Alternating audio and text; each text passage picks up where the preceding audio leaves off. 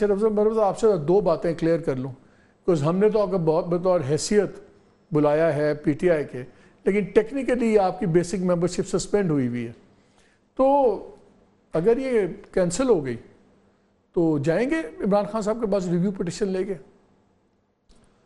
میرا خیال ہے خان صاحب کو کینسل نہیں کرنی چاہیے. میری خواہش ہے کہ میں ان کے ساتھ کام کروں، لیکن خدا نخواستہ اگر وہ کینسل کرتے ہیں then it is the end of the story. میں دیگراں کی طرح کوئی ایسی کوشش کر ہی نہیں سکتا ہوں کہ کوئی مجھے دھتکارے اور میں پھر اپنے لیے، میں خان صاحب کو لیڈر مانتا ہوں، میں ان کے ساتھ کام کرنا چاہتا ہوں. میری خواہش ہے کہ مجھے پاکستان تحریک انصاف میں رہنے دیا جائے.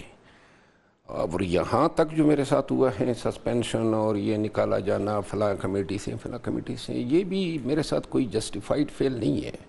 یہ میرے ساتھ زیادتی کی ہے پارٹی نے، اور اگر حتمی طور پر میرا وہ کہتے ہیں نا پتہ ہی کاٹ دیتے ہیں، تو میری کیا کہتے ہیں وہ ایک کہاوت نہیں ہے کہ مغرور تو نہیں ہے، لیکن اس طرح کی اکڑ بھی شاید سہنا میرے لیے مناسب نہیں ہوگا. لیکن خان صاحب کو تو جو لوگ فیڈ کرتے ہیں اس سے بڑا فرق پڑتا ہے نا. ابھی حامد خان صاحب جو سینئر لیڈر ہیں انہوں نے کہا کہ کچھ لوگ لائے گئے ہیں پارٹی میں اور 2 نمبری کام اور یہ اور وہ، اور آپ پہ آئی تھنک چوتھی 5ویں باری انہوں نے کہا ہے. حامد خان کا آپ سے کیا جھگڑا ہے؟ وہ پنجاب سے ہیں، آپ کے پی سے ہو، آپ کی پالیٹکس نہیں پالیٹکس، تو کوئی وجہ ہوگی تو انہوں نے کہا ہے نا آپ پہ. حامد خان صاحب یہ ہر 1.5 ماہ بعد میرے خلاف کوئی نہ کوئی شگوفہ چھوڑ دیتے ہیں، اور جب بھی یہ بولتے ہیں تو میں 3 دفعہ یا حیو یا قیوم پڑھ لیتا ہوں. اور دوسری بات یہ نا، وہ فارسی کا ایک بڑا مزدار شعر ہے کہ عرفی تو مندیش زغوغائیں رکیبہ، عرفی تو مندیش زغوغائیں رکیبہ، آواز سگا کم نہ کند رزق گدارا. میں حامد خان صاحب کے یہ بار بار اور خواہ میں ان پرووکڈ، اور اس کے پیچھے وجہ یہ ہے کہ جب جنرل الیکشن میں خان صاحب کو بڑی امیدیں اس شخص نے دی تھی کہ جی پنجاب میں وکلاء کو لے آتے ہیں اور وکلاء ایسا تیر مار لیں گے اور کمپین ہو جائے گی، اور اگر ڈسکوالیفائی ہوتے ہیں تو عدالتیں یہ کر دیں گی اور کمپین جو ہے جم جائے گی، اور بہت ساری ٹکٹ ان کے کہنے پہ دی گئی. میں اس نظریے پہ، تو ٹکٹوں میں کیا مسئلہ، جیتے تو ہیں سارے؟ نہیں، بہت سارے آ رہے ہیں، بہت سارے آ رہے بھی ہیں، اور بہت ساری غلط ٹکٹ بھی ایوارڈ ہوئے. پھر خان صاحب کو یہ بھی انہوں نے امید دلائی تھی کہ جی میں تو وکیل لیڈر ہوں اور میں لانچ کروں گا وکلاء کی تحریک اور یہ ساری چیزیں. بہرحال یہ سینیٹر بن گئے، کافی ہیں اس کے لیے. اپنی موجودگی کا احساس دلانے کے لیے یہ کوئی ہر ماہ 1.5 ماہ آپ نے بعد. کبھی شکایت نہیں کی خان صاحب سے؟ خان صاحب کو میں نے 2-3 دفعہ، اور یہ عمر ایوب خان بھی گواہ ہیں، اور میں نے پارٹی کے اندر بھی کی ہے. میں نے خان صاحب کو کہا اور جیل میں، تو خان صاحب نے مجھے کہا بلکہ کہ یہ میری بات نہیں مانتا ہے. تو میں نے کہا ٹھیک ہے، میں نے آپ کو بتا دیا. کیا بات نہیں مانتے؟ کون پی ٹی آئی میں کوئی ہے کوئی جو ہو نہیں سکتا کہ خان صاحب کی بات نہ مانے؟ حامد خان کے حوالے سے، بلکہ خان نے مجھے یہ کہا کہ بھائی آپ گزارا کریں ان کے ساتھ. تو میں نے پھر خان صاحب کو عرض کیا، میں نے کہا اگر یہ آئندہ میرے خلاف بولا تو پھر میرا گزارا نہیں ہو سکے گا.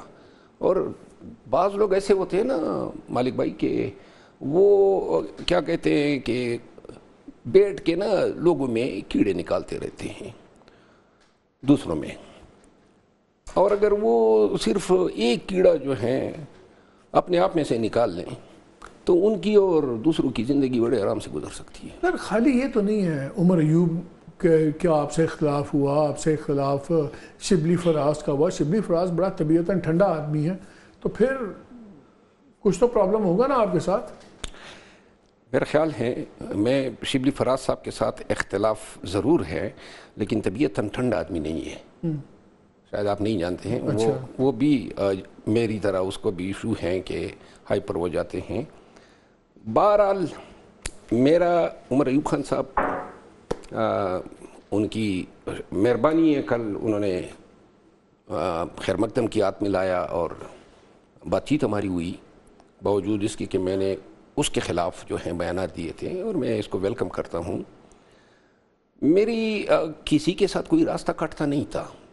یہ میں حلفاً کہہ سکتا ہوں کہ میں نے کبھی بھی خان صاحب کے پاس یہ نہیں کیا ہے کہ کسی کی شکایت لگائی ہو، کسی کے خلاف سازش کی ہو، کسی کے خلاف گروپ بنانے کی کوشش کی ہو. یہ وقت کا ضیاع ہے، میں اس کو وقت کا ضیاع سمجھتا ہوں.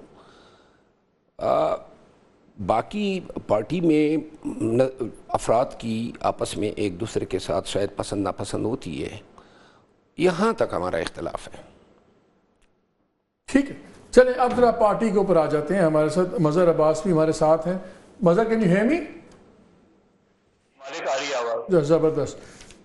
چلنا مظہر سے گفتگو شروع کرتے ہیں، پھر واپس ادھر آتے ہیں. مظہر یہ بتائیں، یہ جو خان صاحب کے بیانات آئے ہیں لیکن کل بھی بڑا کانڈیسینڈنگ بیان تھا، بگڑے ہوئے بچے، اور ان کو سمجھانا پڑتا ہے. بگڑے ہوئے بچے جب آپ کسی کو کہتے ہیں تو آپ اس کو ایک انفیریئر سٹیٹس دے دیتے ہیں کہ اچھا میں بڑا ہوں تو میں سمجھاؤں گا. تو چوائس آف ورڈز ہم کل بھی ڈسکس کر رہے تھے، ایک بڑا سیریس ایشو ہے. لیکن میری جتنے لوگوں سے بات ہو رہی ہے پاور سرکلز میں، اسلام آباد، پنڈی، جو بھی ساری چیزیں ہیں، وہاں پہ دو چیزیں بڑی نمایاں طور پہ سامنے آ رہی ہیں. مجھے پریشر نظر نہیں آ رہا اسٹیبلشمنٹ پہ کہ وہ عمران خان سے کیوں بات کریں، کیونکہ یا تو آپ پولز میں اپنی پاور دکھاتے ہیں، وہ آپ نے 8 فروری کو دکھا دی، یا پھر آپ سڑک پہ دکھاتے ہیں. سڑک پہ نظر آ رہا ہے کہ بار بار سٹرائکس کی کال دے کے long marches and this and that, ہر باری پی ٹی آئی پیچھے چلے جاتی ہے کہ ڈی سی کی پرمیشن نہیں ملی. ہم نے تو جماعت اسلامی جے یو آئی کو نہیں دیکھا. تو ایک تاثر بڑا مضبوط ہوتا جا رہا ہے جو ہاکس ہیں دوسری سائڈ پہ کہ جی یہ ٹویٹر کے اوپر تو پارٹی کے بہت ہے ایکٹیویٹی، دلوں میں بھی بہت ہوگا، غصہ بھی بہت ہوگا لوگوں کا اسٹیبلشمنٹ پہ، باقی لوگوں پہ، مگر سڑک گرم کرنے کی پوزیشن میں نہیں ہے پی ٹی آئی. اور اگر سڑک گرم نہیں کر سکتی تو پھر مجبوری کیا ہے ان کی بات سننے کا. اور دوسرا ایک یہ اپینین بھی ہے کہ اگر کل کو اسٹیبلشمنٹ کی اور جوڈیشری کی جو اس تک لگی ٹھنی ہوئی ہے، وہ اگر چیزیں ریسیٹ کا بٹن دب گیا اور واپس چلا گیا جو پہلے چلتا تھا، تو پھر تو پی ٹی آئی کے دن اور بھی مشکل ہوں گے آنے والے قانونی عدالتوں میں.